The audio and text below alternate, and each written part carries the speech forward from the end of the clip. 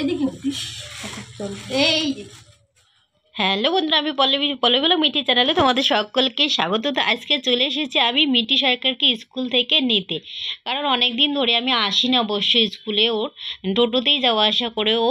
তো আজকে আমি ওর পাপা দিয়ে গেছে যাওয়ার পথে সকালে, আর আমি নিতে এসেছি। তো সাইকেলটাও আমার লিক হয়ে গেছে, সাইকেলটা মেকারের দোকানে দিয়ে আসার পথে দেখছি সাইকেলটা লিক হয়ে গেছে। তো ওটা আবার মেকারের দোকানে দিয়ে তারপরে হেঁটে হেঁটে এসেছি। তো এখন আবার মিঠি সরকারকে একটু ফুচকা খাইয়ে তারপরে মা মেয়ে যাচ্ছি টোটোতে করে বাড়িতে। তো বাড়ির টোটোতে যাচ্ছি, কারণ হচ্ছে মিঠি সরকার আর হাঁটতে চাচ্ছে না, কত আর হাঁটবে, বাচ্চা মানুষ, অনেকটাই দূর অবশ্য। তো তারপরে টোটো থেকে নেমে আবারও গলি দিয়ে ঢুকতে হবে বাড়িতে, তো সেই জন্য আবারও টোটো থেকে নেমে হেঁটে হেঁটে বাড়ি যাচ্ছি। আর সাইকেল তো আছেই, বললাম সাইকেল মেকারের দোকানে।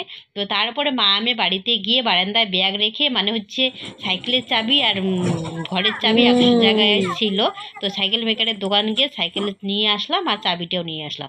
তারপরে বাড়িতে আর কি যাবো, অমনি দেখছি কি একটা সবজি এলা এসেছে। তো ওখান থেকে একটু ভাবলাম সবজি নেই, সবজি সেরকম নয়, একটু আলু লাগবে অল্প করে, তো একটু আলু নেব। তারপরে অমনি ওর মিঠি সরকারের পাপা আসলো আমাদেরকে একটা বড্ড শোল মাছ দিতে।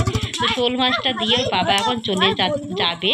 আর গাড়িতে টায়ার লাগাইছে, সেটাই বলতেছে যে নতুন টায়ার লাগিয়েছি। মানে ওর বাবারও গাড়ির লিক হয়ে গেছে, আমারও সাইকেল লিক হয়ে গেছিলো। তো তারপরে ওর বাবা মাছটা দিয়ে চলে যাচ্ছে আবারও দোকানে। তারপর শোল মাছ নিয়ে চলে আসলাম বাড়িতে। তো মিঠি সরকার তো খুব খুশি হয়েছে মাছ দেখে, মানে ও জিন্দা মাছ খুবই পছন্দ মিঠি সরকারের। ও একদম চিল্লা হাল্লা শুরু করে দিয়েছে বাড়িতে মাছ দেখে প্রচণ্ড। তো জিন্দা মাছ দেখলে একদমই মারতে দেয় না, তবু আমাকে মারতে হয়, তো কিছু করার নেই, খেতে তো হবে। তো তারপরে হচ্ছে মিঠি সরকার দেখুন এদিকে মিঠি সরকার জল এনে দিয়ে দিয়েছে, মাছটাকে একটু ধুয়ে নিলাম, তারপরে মাছটাকে এখন কাটবো। তো দেখি কাটতে পারি কি না, এত বড় মাছ কোনো জম্মে তো কাটিনি, এই জম্মে দেখি চেষ্টা চালিয়ে যাই। আর আমার বটিও ছোট অবশ্য। মিঠি সরকারকে বলে দেখানোর জন্য আমাকে লাগ মারবে, কিন্তু ভয়ে লাগতো যদি এক লাগ মারে, আমি চিন্তি আছে বাবু জিন্দে মাছ আমি এখন ওরা হাতে টাতে লাগবে, একটু কাটাইনি তো কোথাও তো করে পারি, আমি পারি বলেন তো দাম হয়তো নাই।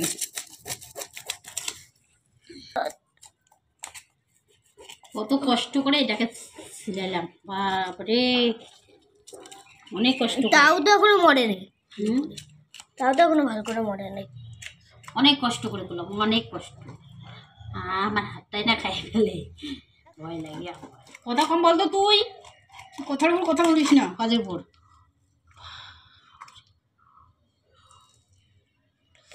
জীবনে প্রথমবার মাছ কাটতে যাব আমি, মাছ জ্বালাচ্ছি মাছ। দাঁড়াও আমাকে এবার হাত মুখটা ধুতে দাও, পরে ধুবি।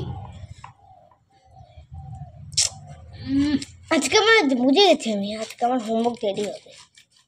কালকে স্কুল ছুটি আছে না? বাট কালকে শুক্র, কালকে আবার ইজের ছুটি আছে রে।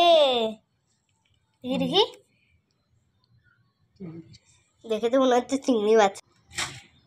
কাটাকাটি তো আমার কমপ্লিট হয়েছে, আর অবস্থা কি করেছি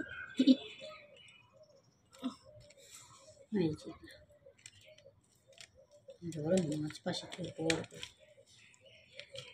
দেখছি 1 কেজি মাছের ঝুলে নিয়ে তুলে এসেছো ওখানে, আর হাতের মধ্যে একটা কাটা ফুটেছে বাবা।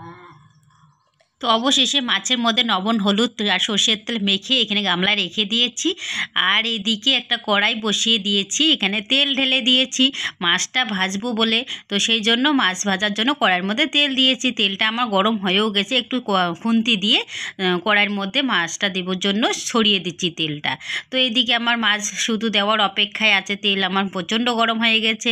তো মাছগুলোকে একে একে দিয়ে দিব কড়াইয়ের মধ্যে। আর মাছগুলো একটু টেরা বেঁকা কেটে ফেলছি, আমি কাটতে পারি না, সেই জন্য মাছটা কাটতে আমার খুব খারাপ লাগতেছিল, কিন্তু কি করব, মাছটা জিন্দা ছিল।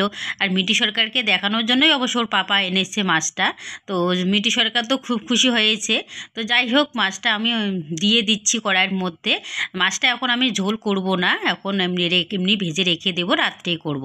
আর এদিকে আমার কিছুটা মাছ বেঁচে গেল। আর মিঠি সরকার এদিকে খেতে বসেছে, মিঠি সরকারের টিউশন আছে, তাড়াতাড়ি খেয়ে দিয়ে চলে যাবে ও। তো সেই জন্য বলছে শোনা তাড়াতাড়ি খাও, টাইম নেই, মাছ নিয়ে অনেকক্ষণ খেলাধুলা করেছো, সেই জন্য।